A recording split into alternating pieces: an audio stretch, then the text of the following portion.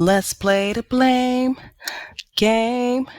I love you more. Let's play the blame game for sure. Yeah, let's talk about the blame game. That game so many of us play like it's a team sport. The one where fingers get pointed so fast, we forget there are three pointing right back at us. Welcome to episode 11 of Let's Talk Real with your girl, ESHI. And today begins a 3-part journey centered around a hard truth. We are all guilty of the same things we accuse each other of. Before defenses go up, let's lean in together.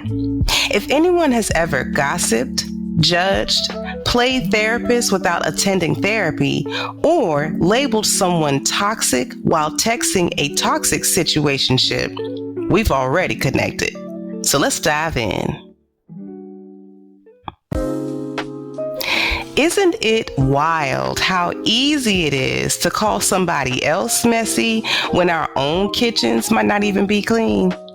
We often reach for the magnifying glass to examine someone else's life when what's really needed is a mirror. That moment, when a flaw seen in another stirs discomfort, can often be a case of projection. Projection shows up when discomfort within gets deflected outward. It's the spirit saying, I don't want to hold this, get somebody else to do it. Calling somebody fake while struggling to be authentic yourself in another space. Criticizing emotional neediness while secretly wishing someone would check in on you. These are common mirror moments. Rather than facing these truths, it becomes easier to play what we call spiritual hot potato. Girl, what's that? That's that moment when the emotional heat gets tossed, passed around, blamed, named, even avoided. But emotional energy doesn't vanish, it moves. And when unclaimed, it often circles back, showing up in both hands. Because what goes unknown rarely disappears, it just waits for acknowledgement. Now here's where it gets a little personal. Let's start tattling on ourselves. I'll start. Gossip? Honey, that used to be an easy outlet for me. Spiritually, I've gotten better. But before that, it felt like harmless processing, like venting, especially when I'm talking to people that I love. But in hindsight, it was distraction, performance, pain parading as commentary. And then came Gran, Mr. P's granddaddy, wise man with simple truths. He once said, there's 2 things you can never take away from a woman, shopping and gossiping. At first, it stung. Boy, I was hot. I was like, what? What do you mean by that? No, he didn't. But when I actually sat with that perspective for a while, I realized he's right. There's insight, not because the statement was flawless, but because it revealed coping mechanisms many lean on when silence feels too loud. But the need to gossip often fades when purpose enters the room, when there's something more nourishing to talk about, with substance, with God, with a journal, with a trusted space. The need to dissect someone else's story suddenly weakens. So I had a question for all of us. What have I accused someone of that I now recognize in myself? And what parts of me have I tried to deny by focusing on somebody else's flaws? I've accused others of telling my business, criticizing my flaws, saying hurtful things they didn't mean, and letting ego take the wheel. But to be real, I've done those exact same things. I didn't always call it gossip or pride, but I now know some of that lived in me too. After the mirror moments and personal reflections, the journey leads to accountability. Awareness without accountability is self-help without homework. Why does admitting fault feel like admitting defeat? Why is it often more comfortable for us to defend behavior than to explore it? Man, there are so many reasons. Cultural conditioning for start, trauma, fear of consequences, fear of rejection. But true accountability is not about shame. It's about freedom.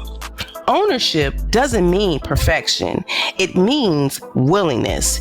It says, yeah, that was me, my bad. I take full responsibility and I want to grow from it. So here we go with the questions again. When have I taken the blame for something that wasn't mine just to keep the peace? And what would it look like for you to return that weight to its rightful owner? I've taken the blame plenty of times in relationships, in family, in friendships, just to keep things smooth. I still don't fully know what it looks like to return that weight just yet. That's something I'm still learning, but at least now I am aware of the weight I shouldn't be carrying. The mirror showed truth. The reflection asked for responsibility. And now we arrive here, forgiveness. Not the surface level kind, but the soul deep release. Not about forgetting, not about allowing repeated harm, but about reclaiming peace. Forgiveness might look like letting go without a phone call, blocking a number and blessing a soul at the same time, or creating distance while still wishing someone well. Self-forgiveness? That one's often the hardest when regret lingers in the background. But grace can extend inward just as easily as outward, if allowed. So ask yourselves, who do I need to forgive? Not for their sake, but so I can stop bleeding every time their silence speaks louder than their love. And what would forgiveness look like if I didn't have to go through them to find it? Some forgiveness isn't about healing a relationship. It's about healing self. Forgiveness has to be for me now, because waiting on someone else to validate my pain just keeps me tethered to it. You can't grow if your hands are full. You can't climb if your heart is heavy. You can't love if the mouth still rehearses what was never resolved. Healing doesn't ask for perfection. It asks for release. Release the blame. Release the burden. Release the self who had to carry it alone.